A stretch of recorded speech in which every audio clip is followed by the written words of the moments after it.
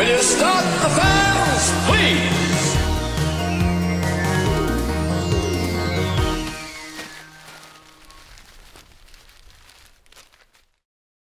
So we filmed that back in the summer, and I wasn't sure how to do with it. I just had this idea that I wanted to create something around how maybe some people that don't understand is when you're filming your life and juggling everything and it's all monetized and it's all very strange, it does start to feel a bit like a game show or reality show, or sometimes it feels like you're just doing all these kind of tasks and all these missions, and I don't know, for what? What are you really getting from it? You know, our dream was always just to have somewhere where we live as a family, living off the land in a way, building a modern home in an old style building.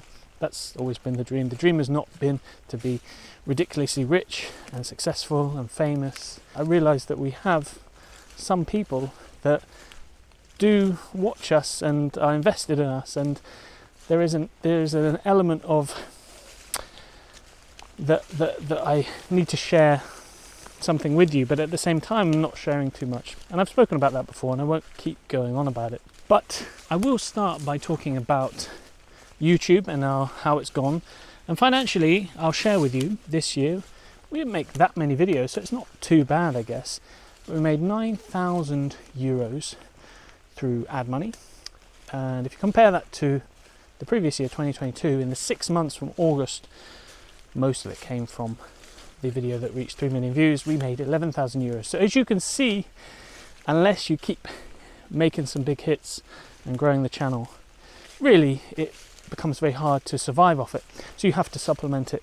And when people are offering you different items to review or services, you take it. And that's kind of common. It's kind of like a thing that you kind of go with. But at the same time, I found it very difficult to implement those things as part of a family video, and that's what always these kind of were. And some of you may have watched us more recently. I've actually hidden a lot of our early videos because I don't know, I just kind of want to own them again. I want to take them back. So I'll talk a little bit about at the end about how we hope to progress with this channel, but there have been some great things, and one of those things has been the barn. And obviously we've focused a lot of our content, if you want to call it that, a lot of our time on the barn, in particular pointing, something I enjoy doing, something that's very easy, very cheap to do.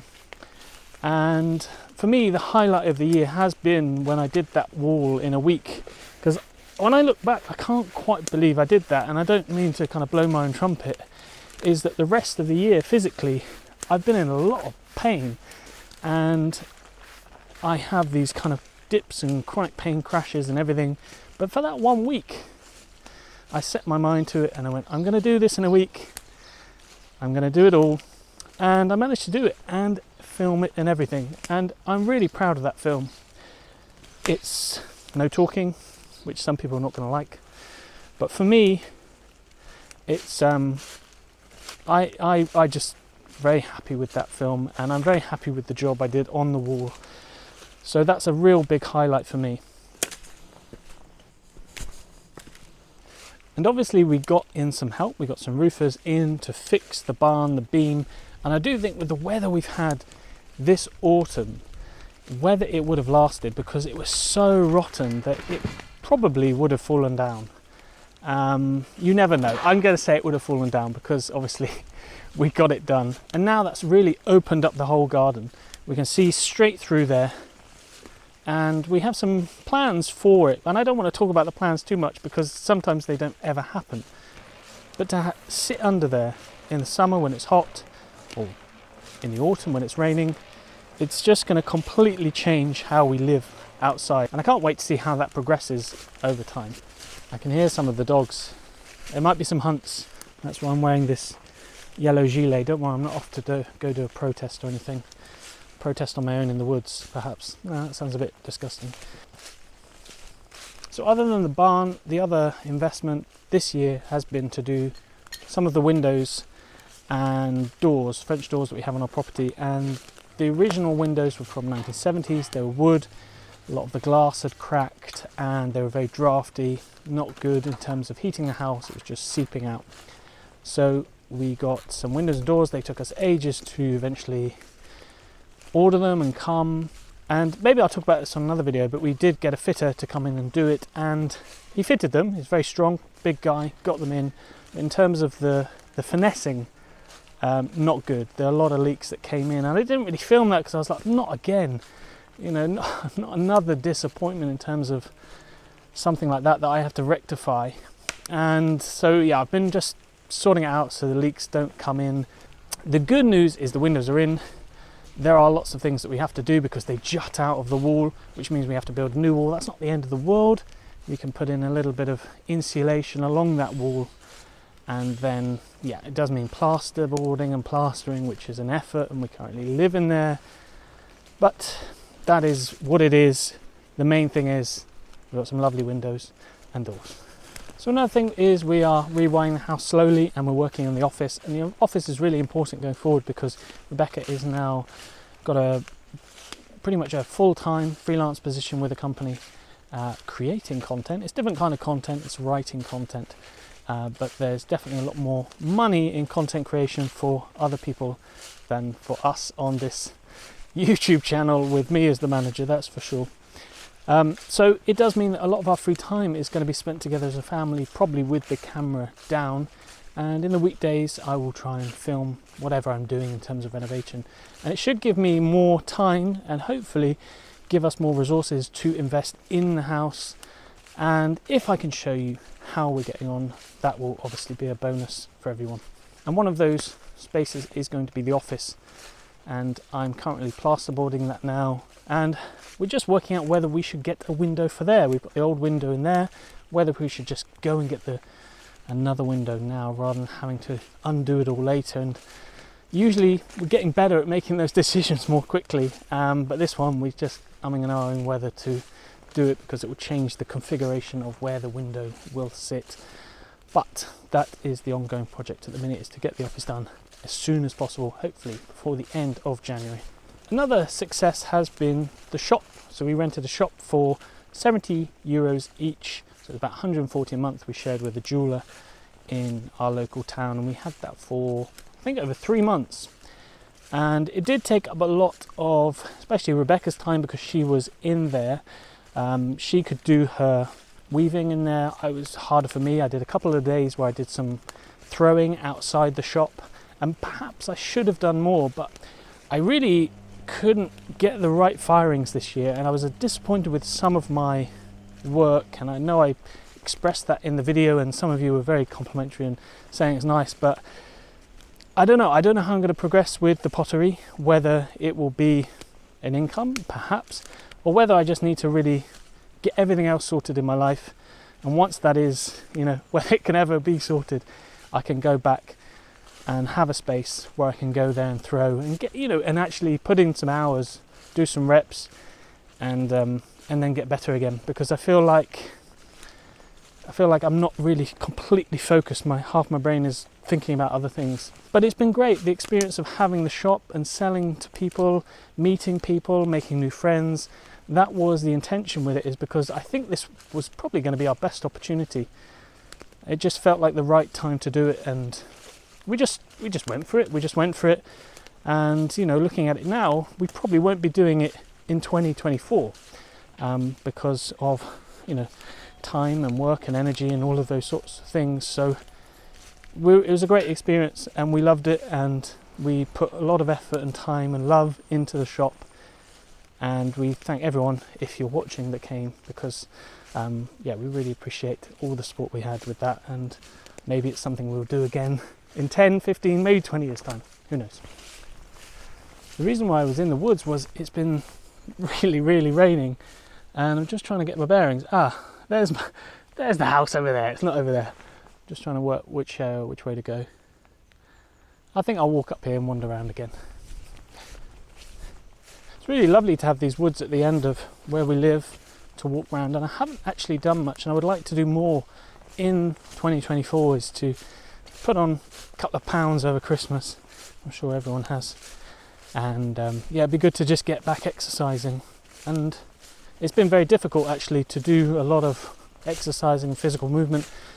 As I just alluded to, I felt pain a lot this year, felt the cold, and anything I did, even if I just did something physical, it would knock me out for the next few days. And it's very strange for someone my age to talk about this, because I feel like I'm just being a bit soft.